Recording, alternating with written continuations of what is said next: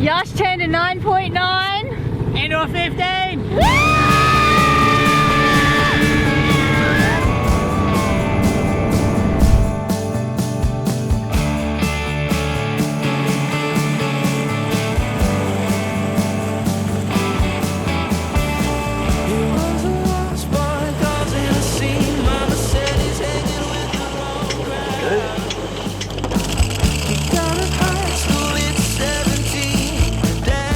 To our new anchorage. How awesome is this?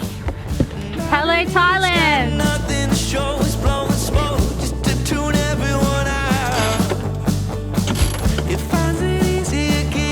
If you watched our last episode, we've just made it here to Thailand. We've left Indonesia and we cleared into Chalong Bay, which was a really quick process. But we've decided to just get away from it all and find a nice little secluded anchorage. So here we are. It's pretty beautiful. It's just us here, and we actually have a lot of editing to do, so we're going to set up the boat and get it ready for charging everything and starting our day. Nandji is a solar powered boat, and we are navigating wet season here in Southeast Asia, so when the sun is out and shining, we need to maximize our capability of utilizing that sunshine, because it can be beautiful and sunny like this one moment, and then for the rest of the day it can be raining and miserable.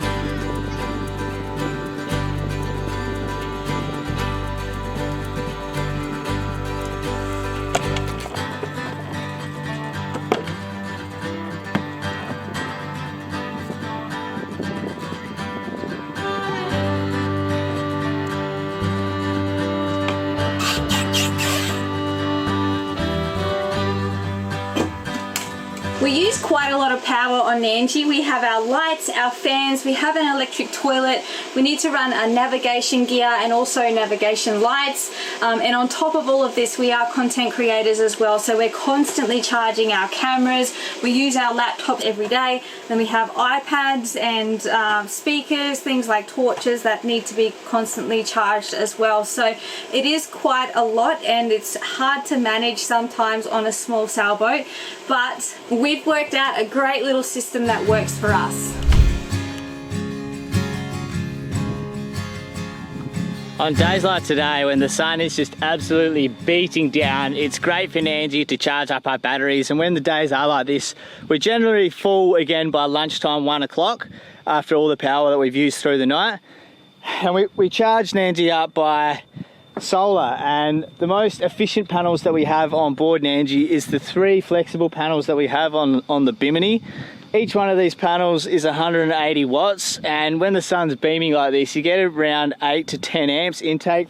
So each one of these panels is wired in individually as well, and I did that just because of the boom casting a shadow over one of the panels. So when we're sailing, the boom could be over the central and it could be shadowing the other 2 panels, and if they were all wired through the same charge controller, then would have a decrease in intake, so we wouldn't be harvesting or maximizing the amount of energy that we could get from the sun. So that was my theory behind it anyway. So that's why each panel is wired in individually. When we're at anchor like this and the boom's just out to the side, glorious. So each one of these panels now is pumping in the charge. During the last refit on the davits here, we replaced the panels and installed this one big 375 watt panel. It's not as efficient as what the flexible panels are. So even though this is 375 watt, which is basically the double the wattage, the intake is still only around 10 amps. So all up together though, with the 3 panels and the big guy on the back here, we're getting about 40 amps intake from the sun at the moment. Pumping. And now something new that we added to our system since we've been here in Thailand, quite excited about this. We got this 110 flexible panel on the deck here that Benita set up this morning, and it's a separate system to Nandji. So this goes straight into the EcoFlow river, which is a portable power bank. It's basically an extra lithium battery, but it's a total separate system to what Nandji is already. But it's a very exciting addition to Nandji because it allows us to have a lot more extra charge at night time when we want to charge laptops and stuff without putting any strain onto the boat. To keep all our devices charged, previously we were just using the boat through the solar, through the lithium. A lot of our items can be charged by USB, which only draws about 2 amps, so they're not major draws. But to charge our laptops, they are a huge amount of energy, especially going through the inverter, because the inverter is basically just a lot of wasted energy. Nandji only has like a 600 watt inverter, so it's not massive, so we can't use bigger appliances, but it does keep our laptops charged. But when we are working at night and having the inverter on, it does drain our batteries quite fast. So that's why we have moved on and we've decided to get this backup system. Now the EcoFlow River, being a backup system, is actually more turning into a full-time system here on Nandji, especially while we're at anchor. So how the inverter only has one output at 600 watts, the River has two AC outputs at 600 watts, but then also has the capability of inside the app, you can turn on the extra boost, which gives one port 1200 watts of power. So we can use bigger appliances. So Benita could actually get a blender now if she wanted to. The River then has 7 other 12 volt charging ports, so it could be charging 9 devices all at the same time whilst charging the River through the solar on the bow without even touching Nandji's systems, which is a massive bonus for us. If there is zero output and there's only input coming from the solar, the River will charge up to 80% within an hour and is fully charged within 2 hours. You can monitor the input and the output, the state of charge, all of this using the app. So you can see our inputs drop down to 17 watts and our output's still at 52 because we've got a laptop on charge. So maybe we just go up and have a look. It's not even pointing at the sun, mate. Alright, let's go see what that did. Man, there's so many big jellyfish around here. It's definitely not a place to be swimming right now.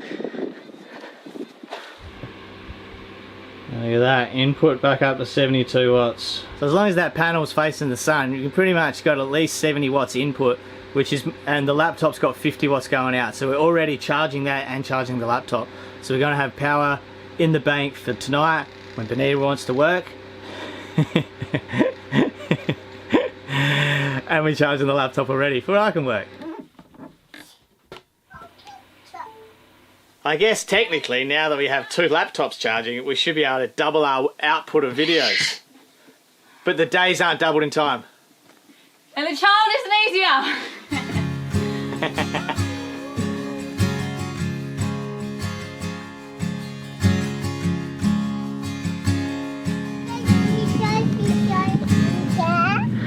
For the rest of this month, the month of November, up until the 28th, EcoFlow are running a Black Friday campaign where they got some absolute crazy deals. The cheapest you'll find it all year. You can get up to $700 off some of their products and their systems. So EcoFlow really specialise in like off-grid living. They've got a lot of portable power stations, full setups for living off-grid, portable air conditioners. So head over, there's a link in the description below. I highly recommend you go check them out. We're loving the River and we're really looking forward to testing out some more of their products. Yeah, so be sure to go check them all out. Yeah, well now that we've got all this extra power, so the sun's still shining, 3 o'clock in the afternoon, we might just make some more water, because we can, and then we'll take Tallulah over to the beach. Alright, can't rank it highly enough. Check them out.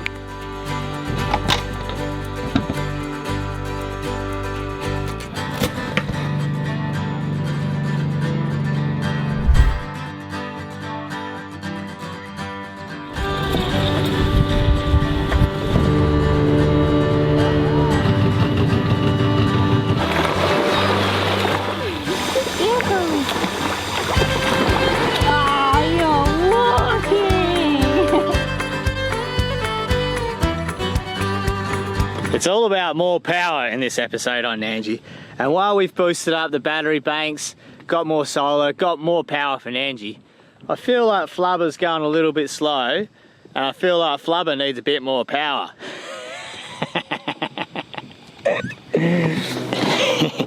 So whilst we were in Indonesia, I was doing a bit of research about the Suzuki 9.9 that we've got, and it being the same size and the same weight as the 15 horsepower.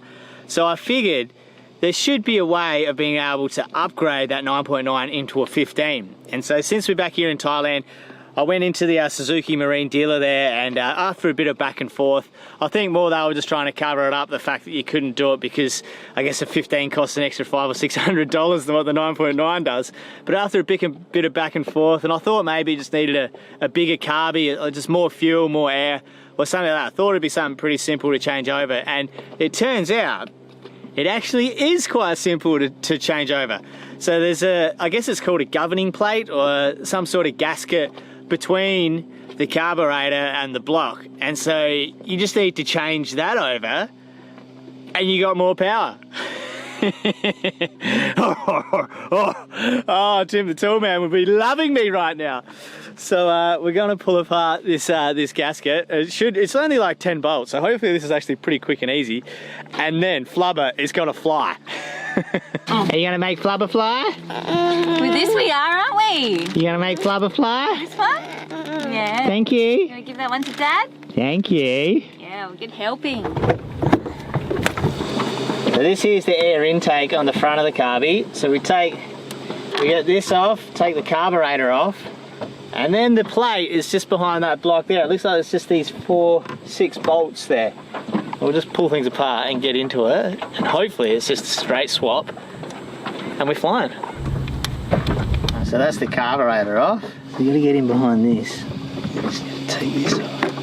Still got all the accelerator cable attached, but this forward plate should sort of just, there we go. I might need to take off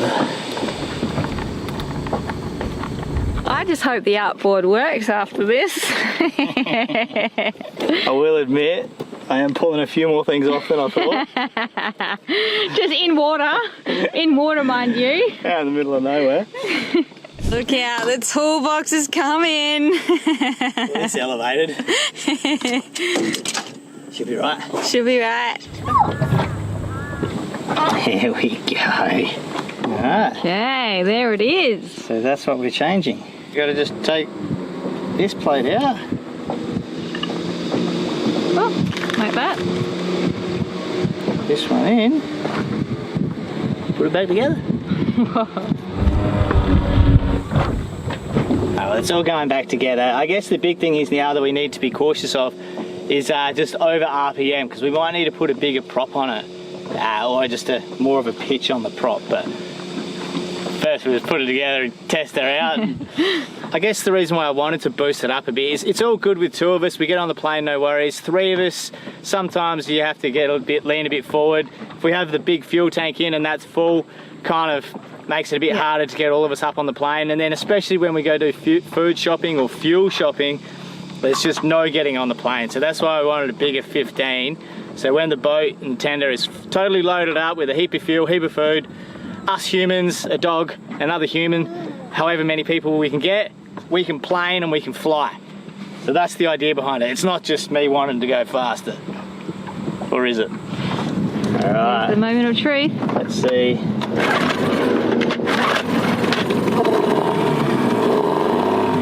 Oh, it sounds beefier. Does it? Oh. Ow, ow, ow. Oh. 15 horsepower. All right, ladies, hold on to your knickers. Lula, strap in, girlfriend. We're going to the moon. Woo! Yeah, it sounds lumpier. Nice for making that up.